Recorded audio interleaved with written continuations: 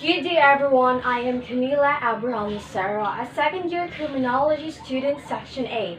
Today I will be discussing some of the lessons of Module 4 in Institutional Correction. But before anything else, first is I need to read my presentation before I gave my word of discussion. So let's start. So here are the Module 4 coverage lessons.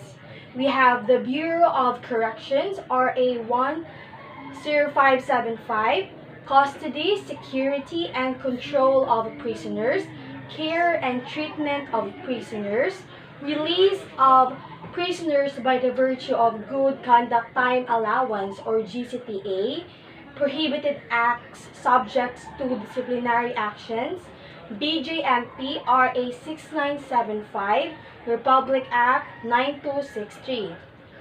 Next, we have the treatment of special needs or unusual offenders, emergency plans, movement or transfer of prisoners, detainees, privilege of detainees and sentenced prisoners, the regional rehabilitation centers for youth, the Child and Youth Welfare Code, the death row, the rule on the writ of amparo. Now let's discuss first the Bureau of Corrections or the Republic Act number 10575, or also known as an act strengthening the Bureau of Corrections or BUCOR and providing funds the information. Okay, so Republic Act number 10575 be enacted by the Senate and the House of Representatives of the Philippines in the Congress assembled. So Section 1, the short title, the Act shall be known as the Bureau of Corrections Act of 2013. So this Republic Act number 10575 is also known as the Bureau of Corrections Act of 2013. Section 2 is the Declaration of Policy. It is the policy of the state to promote the general welfare and safeguard the basic rights of every prisoner incarcerated in our national penitentiary. It also recognizes the responsibility of the state to strengthening government capability aimed towards the institutionalization of highly efficient and competent correctional services.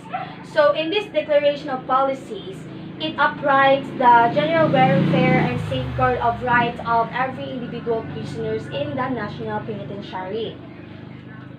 Next, so towards this end, the state shall provide for the modernization, professionalization, and restructuring of the Bureau of Corrections or BUCOR by upgrading its facilities, increasing the number of its personnel, upgrading the level of qualifications of their personnel, and standardizing their base pay, retirement, and other benefits, making it at part with that of the Bureau of Jail Management and Penology or the BJMP.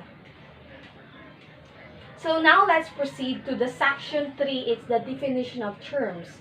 So safekeeping, which is the custodial component of the BUCOR's present correction system, shall refer to the act that ensures the public, including families of inmates and their victims, that national inmates are provided with their basic needs, completely incapacitated from further committing criminal acts, and have been totally cut off from their criminal networks or contacts in the free society, while serving sentence inside the premises of the National Penitentiary. So safekeeping. So they provide basic needs for the prisoners, for those victims, as well as those for their family in order to prevent any crime to be committed. This act also includes protection against illegal organized armed groups which have the capacity of launching an attack on any prison camp of the National Penitentiary to rescue their convicted comrade or to firstly amass firearms issued to prison guards. So we have now letter B is the reformation. So which is the rehabilitation component of the Bucor's present correction system shall refer to the acts which ensure the public, including the families of inmates and their victims, that released national inmates are no longer harmful to the community by becoming reformed individuals prepared to live a normal and productive life upon reintegration to the mainstream society. Reformation. So they ensure that these prisoners, these individual prisoners are being reformed, that they are no longer harmful, or they are no longer threat to the community when they are being released. So section 4, the mandate of the Bureau of Corrections. So the Bucor shall be in charge of safekeeping and instituting reformation programs to national inmates sentenced to more than 3 years. So the Bucor are the ones who take charge in custody for those prisoners who are sentenced to 3 years. So safekeeping of national inmates. The safekeeping of inmates shall include decent provision of quarters, food, water, and clothing in compliance with established United Nations standards. The security of the inmates shall be undertaken by the custodial force consisting of corrections officers with a ranking system and salary grade similar to its counterpart in the BJMP. So they ensure those inmates are being safe and being give whatever it is needed.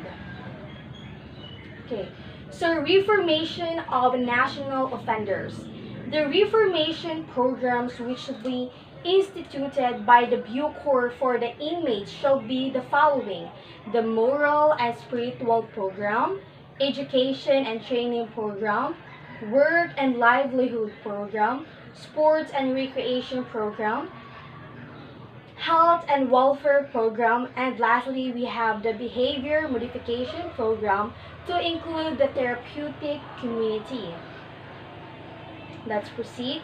Letter C, the reformation program. So shall be undertaken by process professional reformation, personnel consisting of corrections, technical officers with ranking system and salary grade similar to corrections officers.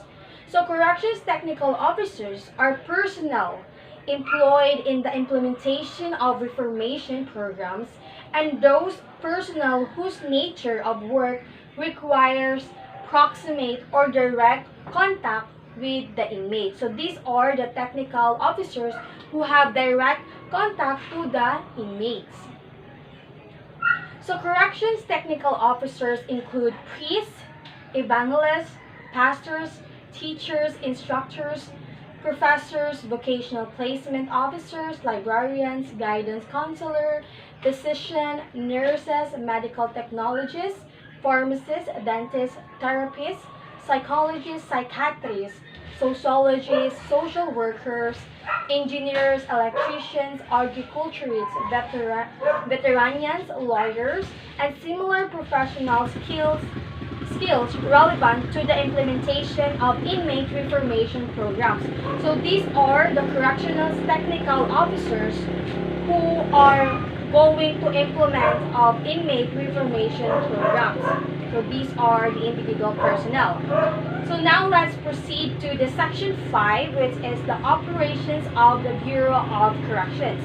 So the Bureau shall operate with a directorial structure. It shall undertake reception of inmates through its Directorate for Reception and Diagnostics, or DRD. Formerly, Reception and Diagnostic Centers, or RDC, provide basic needs and security through its Security and Operations Directorates. administer reformation programs through its reformation directorates, and prepare inmates for reintegration to the mainstream society through its Directorate for External Relations, or DER, formerly External Relations Division, or ERD. So these are the operations of the Bureau of Corrections. It is to reform, to have reformation program in order to integrate these individual prisoners before they're being released to the community. So by the DRD shall be responsible for the conduct of classification of each and every inmate admitted to the Bureau. Inmates shall be classified according to security risk, and sentence included in the classification is determining inmates' certain skills or talents, physical, spiritual, social, mental, and psychological evaluation, and other behavioral assessments as reference of the DRD in the preparation of individual inmate reformation programs.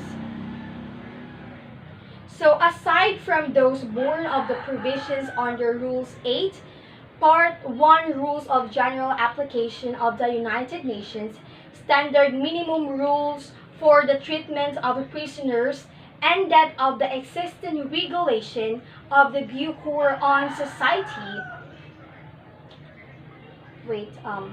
Bureau on Security Classification, example, maximum, medium, and minimum security risks. Inmates shall also be internally classified by the DRD. Segregate shall also be internally classified by the DRD and segregated according to crimes committed based on the related penal codes, such as crimes against persons, crimes against property, crimes against chastity, so on and so forth, as well as by other related special laws, customs, and immigration. So, from the DRD, the custodial force and reformation personnel or respective security institutions camps shall be in charge for the security and the implementation of the recommended inmate reformation program of each every inmate while serving sentence respectively. So the DRD are the custodial force and reformation personnel who are in charge with the security implementation in the prisoners for the inmates. So the Directorate for External Relations, or the DER, shall be responsible for pre-release and post-release programs of inmates due for release.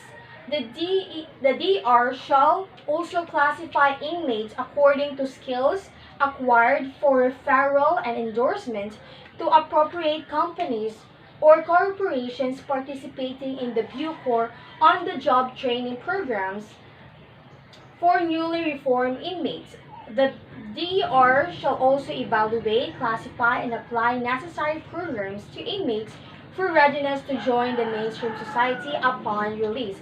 So these DER, or the Directorate for External Relations, are responsible for the pre-release or post-release of the prisoners. They are the one who endorse those inmates who are being released to the prisoners in order to apply to specific companies. So apart from handling inmates, the Bureau shall administratively operate like a standard government agency through its administrative directorates with internal control and internal audit units. So the Bureau shall employ full computerization in the build-up, maintenance, and transmittal of necessary inmate records of all its prison and penal forms and other recipient agency, for example, is the Board of Prisons and Parole. So this ends my first discussions of some of the lessons in the Bureau, or the Republic Act 10595. I will proceed some of the sections in my next video.